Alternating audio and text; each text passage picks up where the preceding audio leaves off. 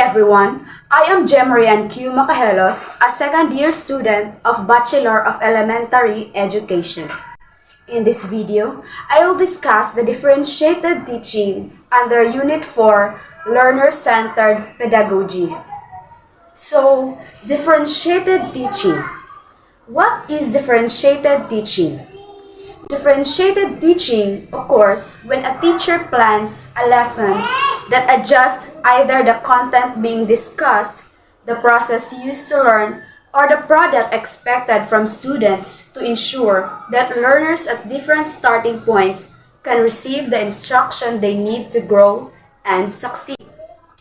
It means to say that differentiated teaching entails teachers to incorporate various activities for learners, since they are of diverse learners. In other words, they do not have the same intellect or capability and way of learning. So as a teacher, different kinds of activity is a must to ensure that each learner's teaching styles will be met. Example, provide textbooks for visual and word learners. Allow auditory learners to listen audiobooks.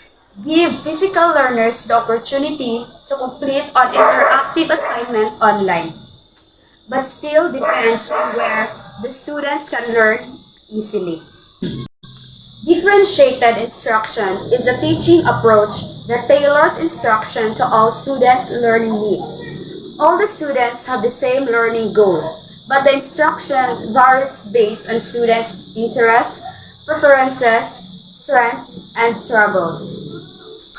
When you adjust the process of a lesson, you are changing the methods you use to teach and how you expect students to learn. These adjustments could look like employing collaborative learning with excelling students and explicit instruction with others, or using model approaches or multimedia. Differentiation is a key high-impact teaching strategy, or HITS, used by teachers to craft lessons that provide the right amount of support and challenge for every student. So we have here 4 learning stations. So learning stations are specific areas in a classroom where learners rotate from station to station to complete an educational task using different approaches. A debriefing session follows after to discuss what was learned at the different learning stations. First, you have to create learning stations. Provide different types of content by setting up learning situations. Divided sections of your classrooms to which group students rotate. Each station should use unique method of teaching skills or concept related to your lesson.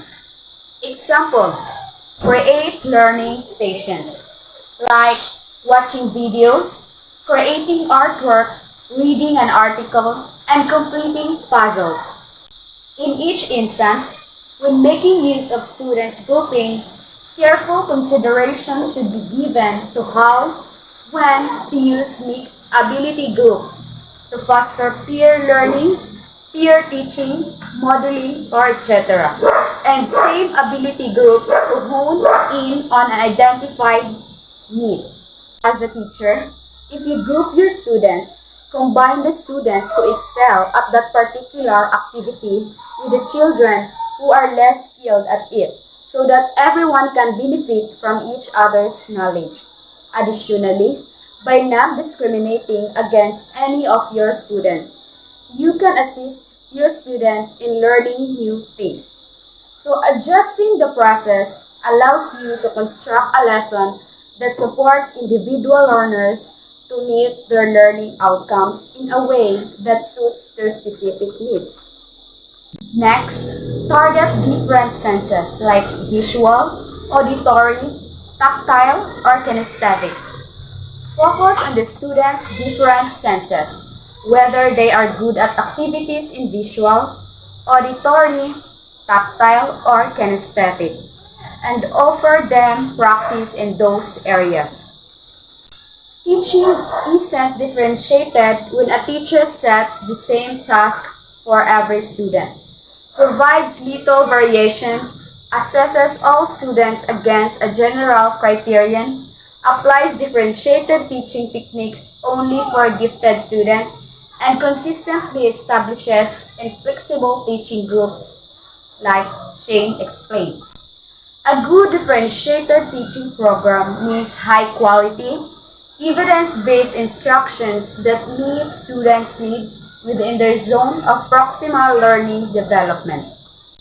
So a lesson should resonate with more students if it targets visual, tactile, auditory, or kinesthetic senses instead of only one. When applicable, appeal to arrange learning styles by playing videos, using infographics, providing audiobooks, and roll-out playing. Next, think, pair, share strategies.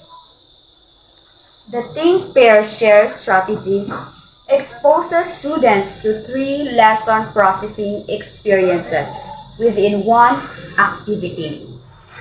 Think, pair, share. Think.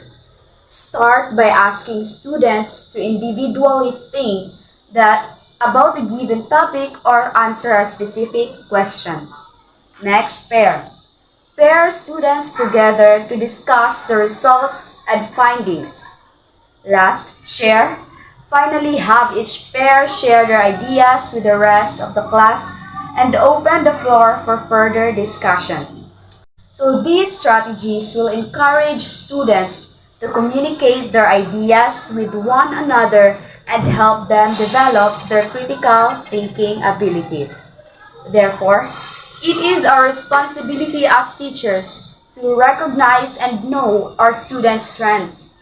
If they excel at it, encourage them to learn more of it, or provide them the proper balance of support and challenge for each kid.